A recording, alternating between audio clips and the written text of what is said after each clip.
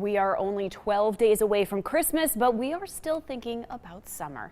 Today we find out how much money the Birdies for Charity program raised for hundreds of nonprofits in our area through the John Deere Classic.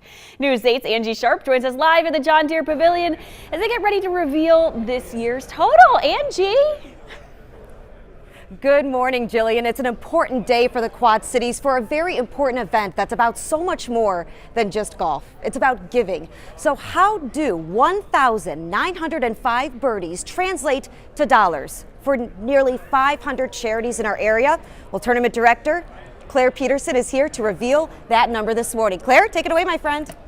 Thanks, Angie. Thanks, everyone, for being here today. One of our obviously favorite days during every tournament cycle.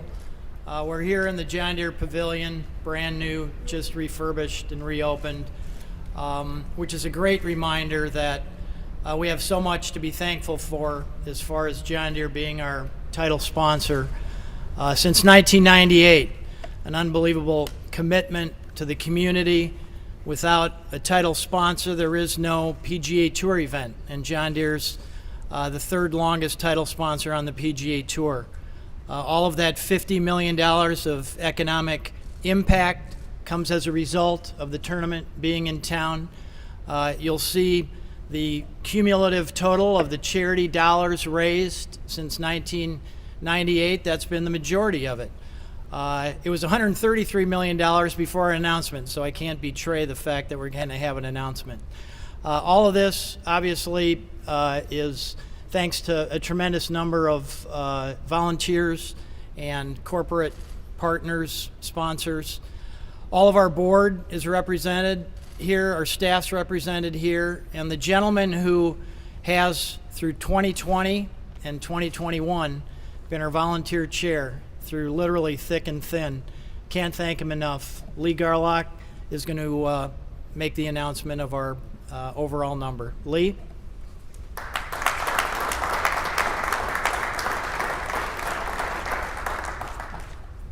Thanks, Claire, and thanks for everybody for coming out today. As Claire mentioned, this is a special day for us. A significant part of our mission is to provide funds for charities throughout the community, and this is a day we wait for every year for our opportunity to announce that number. It's also been a special year, as Claire mentioned. It's our 50th anniversary. It's safe to say this was a different year for us, and but what didn't change is our commitment to charity and our commitment to the Birdies for Charity program. So before I announce the number, I would like to thank a couple people, and excited and honored to do that. First, I need to thank our champion, Lucas Glover. Lucas was he's a major champion on the PGA Tour and really proved his greatness by rallying on the back nine to come back from 4 strokes to win our tournament. So obviously we're excited to host Lucas back next year to defend his title. I'd also like to thank our staff, our executive director, Claire Peterson, and our tournament director, Andrew Lehman, and all their staff. They were required to embrace significant changes throughout the year, but I think they did it with flying colors, and actually we have a few things we can take away for future years that will be very, very beneficial. I'd like to thank our board of directors, many of which are here today. They stepped up and filled in with the many gaps we had in hospitality, the pro-ams, and also the bonus fund, which is going to enable us to provide a nice match to today's numbers. Of course, I need to thank our volunteers.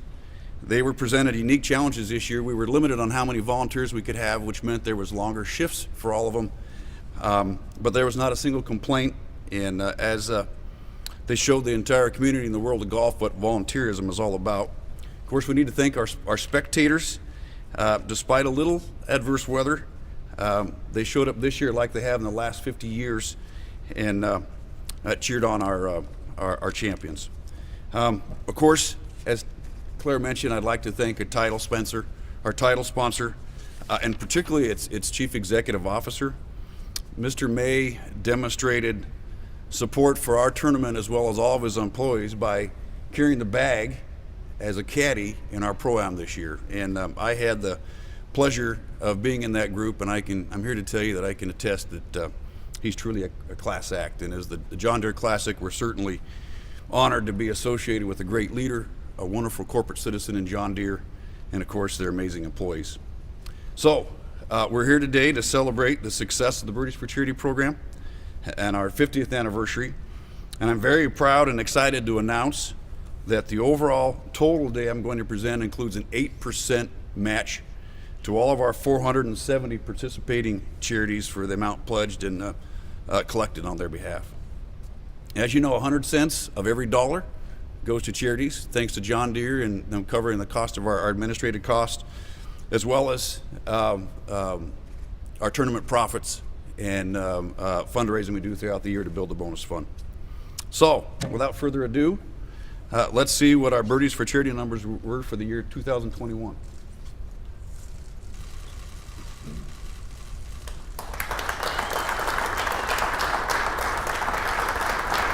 So, $12,568,038,038. That brings our total, I believe it says on the bottom, since the inception to over $145 million. So again, I'd like to applause.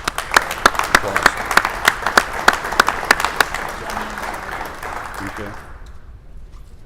So there you have it, you guys, $12.5 million raised through the Birdies for Charity program in the year 2021. Let's go ahead and compare that to previous years of the John Deere Classic and Birdies for Charity. All right. In 2016, We're off live TV, so could you start the 10.5 million, PowerPoint presentation? 12.2 million, 2018, 13.4 million, in 2019, 13.8 million. That's the record still held today.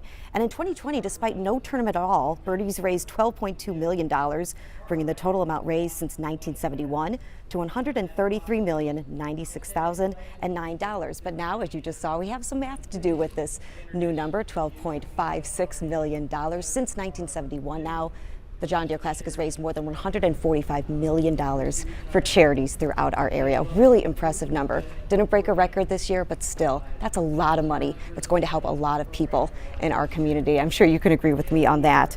So that's 2021, but in 2022, there's going to be a little bit of a change, and it has to do with the lady who's standing up to the podium right now. We'll interview her live coming up in just a little bit. Jillian?